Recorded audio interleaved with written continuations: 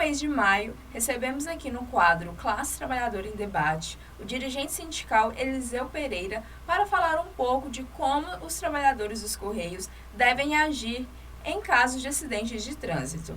Como o assunto é bastante complexo, vamos transmitir novamente a entrevista. Confira. Bom dia, Larissa. Bom dia aí a todos os companheiros de luta que estão aí nos assistindo nesse momento e que vão nos assistir posteriormente, né? Certo. Eliseu, maio comemoramos um mês de conscientização no trânsito e hoje você veio dar um recado para os trabalhadores trabalhadores motorizados, né, os carteiros motorizados. O que está acontecendo? Quais são as orientações do sindicato? Então, Larissa, a gente tem visto aí a empresa desenvolvendo algumas atividades em virtude desse mês, não apenas a empresa, mas a prefeitura também, a polícia rodoviária também, o governo do estado também, e o Correio tem aí uma parceria com alguns desses órgãos, né, para desenvolver orientações para o trabalhador sobre essas questões do trânsito. Eu faço parte da comissão paritária, que trata dos acidentes de trânsito, e é por isso que a gente queria dar essas orientações aqui, porque o que acontece, que a gente tem visto acontecer, não é tanto assim, mas tem trabalhador que ainda faz. Ele se envolve num acidente e ao sair dali do momento ali do episódio, durante o diálogo dele com o motorista terceiro envolvido, ele já negocia ali e já faz pagamento para esse terceiro, né? E isso não é aconselhável de forma alguma. Por quê? Porque o terceiro que se envolve num acidente com o Correio, você paga passando valores para ele, isso não tem garantia nenhuma que ele não vai abrir um processo contra a empresa. E quando ele abre esse processo contra a empresa, obviamente a empresa vai cobrar de você. Então você vai acabar pagando em duplicidade. Então a orientação que a gente quer ressaltar aqui nesse momento é: envolveu-se no acidente, óbvio, pare, faça todas as tratativas legais que tem que serem feitas, mas em momento algum pague valor algum para o terceiro naquele momento ali. E sim dentro do processo. Por quê? Porque esse terceiro, geralmente, ele vai, inclusive tem algumas pessoas que até usam de má fé, né? Ele vai processar o Correio. Porque as pessoas criaram um mito de que se é uma empresa pública, eu tenho que tentar tirar a vantagem dela. Exatamente. Né? E isso é ruim. Então, às vezes, o companheiro está ali naquela... A gente sabe que eu já me envolvi num acidente uma vez, apesar de a responsabilidade, a culpa não era minha, mas eu sei a situação chata que é. E o que acontece é que o trabalhador, às vezes, nesse descontrole psicológico do momento ali, o terceiro, não, vamos negociar aqui, deixa por isso mesmo. Só que lá na fria, depois ele pensa, interessante eu tirar uma grana aí do Correio. Aí ele vai e abre o processo contra a empresa. A empresa vai, dentro do processo, cobrar.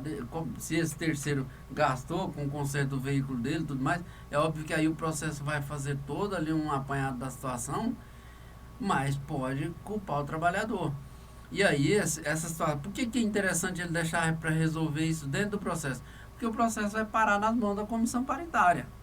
Às vezes a empresa culpa ele, coloca lá ele como responsável pelo acidente, só que a comissão paritária é que vai avaliar o dolo eventual.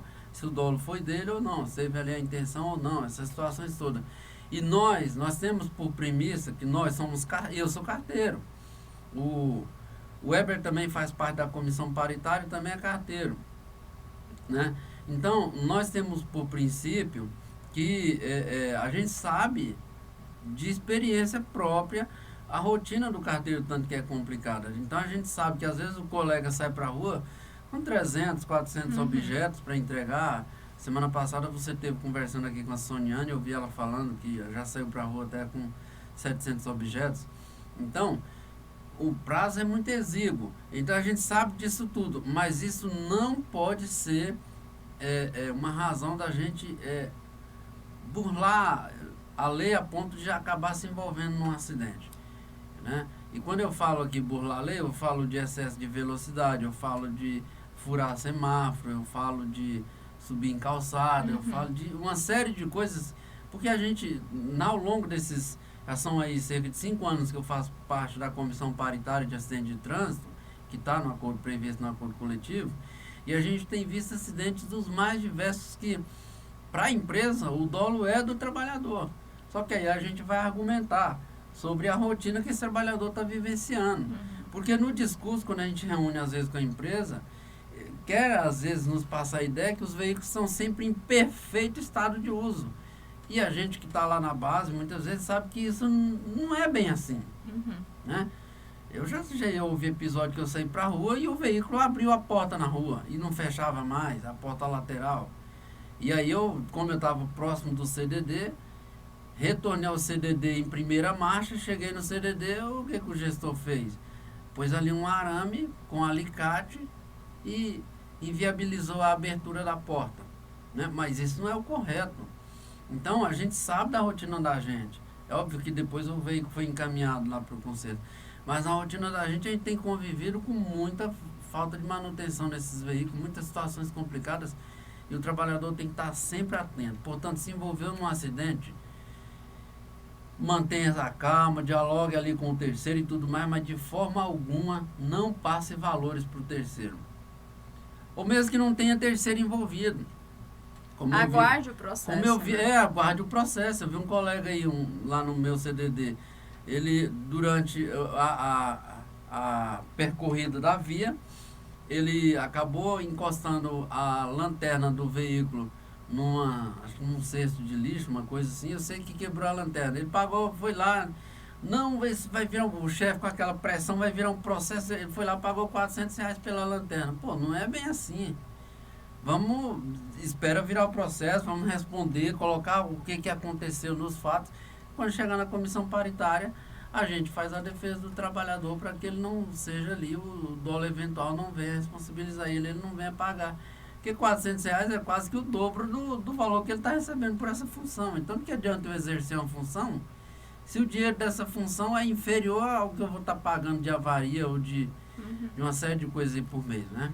Fora que é importante você deixar claro, então, Eliseu, que pelo que eu estou entendendo, é que de toda forma, se tiver vítima, se tiver envolvimento de terceiro, se não tiver, nesse caso aí, a pessoa às vezes bateu o carro numa lata de lixo, bateu o carro, não sei, numa calçada, aguarde o processo, porque muitas vezes o processo ele vai ter de qualquer forma, isso. Vai. Então, ele vai deixar essa orientação para o trabalhador. Assim, não é bem ele vai ter de qualquer forma, mas na maioria dos casos vai, como nesse caso do colega que eu citei da minha unidade, que pagou os 400.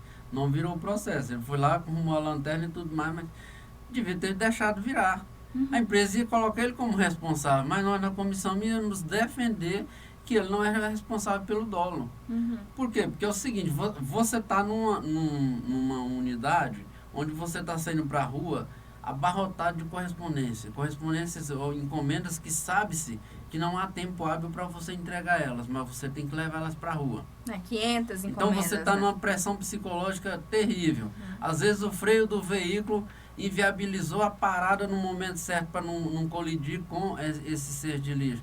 Então, tem uma série de fatores que o trabalhador precisa observar e não ir pagando valores, né? Porque complica. Sim, e até uma fala que você estava falando, às vezes o terceiro, ele realmente quer resolver ele na hora, ele não, paga isso aqui, vamos ficar por isso mesmo. Mas às vezes uma outra pessoa vai falar para ele, nossa, mas você teve uma batida com os Correios é uma empresa pública, tem muito dinheiro, entra com processo. E daí a pessoa vai entrar, né? Às vezes um outro vai falar para ela entrar e ela vai entrar e igual você falou, esse trabalhador, esse carteiro vai acabar pagando 2 vezes, né? Vai ser responsabilizado. Nós tivemos um episódio aí numa periferia aqui em Goiânia, ali lá para os lados do Veracruz mesmo, que o cachorro da senhora, ele quase todos os dias quando o carteiro passava, ele avançava no carteiro. Certo. Ninguém nunca falou nada, a senhora nunca tomou providência nenhuma. No dia que o carteiro passou por cima desse cachorro com a moto, queriam chamar a televisão, queriam chamar a imprensa, porque vou processar o correio, porque não sei o quê. Quer dizer, e onde fica a responsabilidade dessa senhora que nunca tomou providência, porque o proprietário de um cachorro, ele é responsável pelas ações que esse cachorro pratica na rua. Se esse cachorro morde uma criança, se esse cachorro agride uma pessoa, se faz esse carteiro cair da moto, a pessoa tem que entender que ela é responsável. Não é assim, é uma empresa pública, eu vou processar, eu vou tirar uma grana dela. Né? E o trabalhador precisa estar precavido também, que é o seguinte, Nós estamos na rua, nós temos uma série no trânsito, nós temos uma série de responsabilidades. E a maioria das vezes a empresa ela não está preocupada efetivamente com as nossas responsabilidades. Nós tivemos o caso de um colega que se envolveu num acidente, que acabou tendo uma vítima fatal. Esse colega gastou quase R$7.000 com o advogado da defesa dele. Ele não estava errado. A imprensa goiana pegou as imagens das câmeras da região, tentou colocar como se o colega fosse responsável, a perícia comprovou que ele não era o responsável, mesmo assim ele teve que gastar R$7.000. E a empresa tem um corpo jurídico, acho que são 9 advogados, e a empresa em nenhum momento disponibilizou um advogado desse para ir lá fazer a defesa dele. E ele estava a serviço dela, ele estava a trabalho, ele não estava brincando na rua, entende? Então o trabalhador precisa estar muito atento com essa questão. Afinal das contas, quem defende ele somos nós, sindicato. Fora nós, é o advogado, porque ele vai gastar por conta própria. Entende? Então, essas coisas são lamentáveis, é óbvio. Envolver num acidente com vítima fatal, você está ali trabalhando e tudo mais, é complicadíssimo. Mas nós entendemos que nessas situações a empresa deveria prestar o socorro ao nosso colega do ponto de vista jurídico também. Sim, exatamente. Porque senão para que serve o corpo jurídico? Só para processar trabalhador? Só para ela usar esse braço jurídico dela contra os seus trabalhadores? Aí não, né? Fica muito sem entender, né? Sem entender e sem responsabilidade. E aí, para finalizar, Eliseu, eu gostaria que você falasse hoje quais são os cargos, então, que utilizam o carro. A gente tem que são motorizados, né? O carteiro, na moto, na bicicleta, no carro. Nós temos os carteiros motorizados veículo e que dirigem esses veículos, tanto faz os menores quanto menor que eu falo me fugiu aqui o Renault Kangoo, por exemplo, e os caminhões, né? São veículos já maiores. E temos os motoqueiros, são certo. Muitos, né? Uma outra alerta que a gente tem que fazer para o trabalhador é assim, o que está acontecendo, Larissa? A empresa, com a determinação judicial de que ela pague os dois adicionais, tanto a ADC, que é o adicional de distribuição e coleta, por estar distribuindo encomenda, quanto a periculosidade dos motoqueiros, o que a empresa está fazendo? Muitas vezes tem lá uma determinada quantidade de encomenda. Ao invés de pôr esse carteiro que tem fez um recrutamento interno para a função de motorista, de motoqueiro, a empresa pega esse carteiro que é pôr ele para entregar num veículo. A não ser que ele tenha ali uma autorização por escrito, a orientação é que ele não vá. Por quê? Porque no final das contas, ele não tem RI para veículo. Não é exatamente a mesma coisa. Tanto que você tem categorias diferentes. Não é o caso na maioria das vezes, mas tem gente, nós temos colegas aí, é um ou outro, mas tem, que não tem CNH categoria B, só tem categoria A, ou seja, só tem autorização para dirigir moto, né? Então, a partir do momento que as categorias são diferentes, evidencia que também, se eu fiz um RI e foi para motoqueiro, eu não estou necessariamente autorizado a dirigir veículo da empresa. Agora, a partir do momento que o chefe foi lá e assinou um documento, eu estou alicerçado naquele documento, porque o chefe é responsável por tudo que acontece ali dentro daquela unidade. Se ele me deu uma autorização por escrito para que eu possa me deslocar usando o veículo, aí sim. Certo, a empresa está fazendo isso muito e que a gente percebe claramente uma tentativa de se desvencilhar do pagamento dos dois adicionais. O adicional é para motoqueiro. Se eu estou dirigindo o veículo, eu não vou receber a periculosidade, né? Só recebe o ADC, né? Sim, e aí a empresa está fazendo essa tentativa de tirar as pessoas da moto, né? De colocar no carro para evitar pagar a periculosidade. Tanto que ela está fazendo aí a aquisição de bicicletas elétricas, que tem ali um baúzinho na traseira, né? Que vai caber poucas encomendas. Mas isso é o quê? Isso é a tentativa de se desvencilhar da obrigação judicial de pagar a periculosidade para os motoqueiros. Mas e aí, Eliseu, foi até interessante você falar isso, porque se a gente for pensar, a bicicleta elétrica também tem um risco, né? Sim, mas mas é que a lei ela não prevê, na época quando que a foi lei, feita a lei, não em existia 2014, bicicleta elétrica. acho que a bicicleta elétrica estava em desenvolvimento ainda. E aí já fica um tema que o sindicato poderia estar trabalhando posteriormente junto com o jurídico, né? Tem que ser discutido isso aí também, né? Tá. É porque também tem pouca gente trabalhando, se você comparativamente, proporcionalmente, a quantidade de pessoas trabalhando com bicicleta elétrica hoje, ele é infinitamente menor do que a quantidade de trabalhadores que estão utilizando motos, né? No geral, que eu estou falando, não só no correio. Mas no geral, é altíssimo o número que tem de gente que está usando moto e baixíssimo de que está usando bicicleta elétrica. Né? Mas tá certo, Eliseu.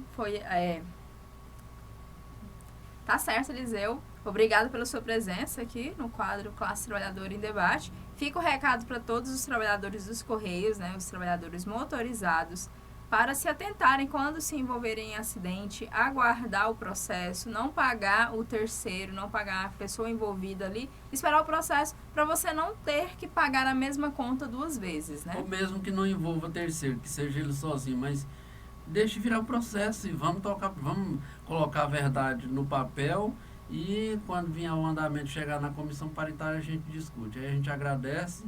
E envolveu-se no acidente, está com alguma dúvida, todos os trabalhadores, até eu parto do princípio, todos os trabalhadores têm os telefones dos dirigentes sindicais que estão liberados, que sou eu, o Weber, o Exiraldo, o Thiago e a Dirlene, os atuais diretores liberados.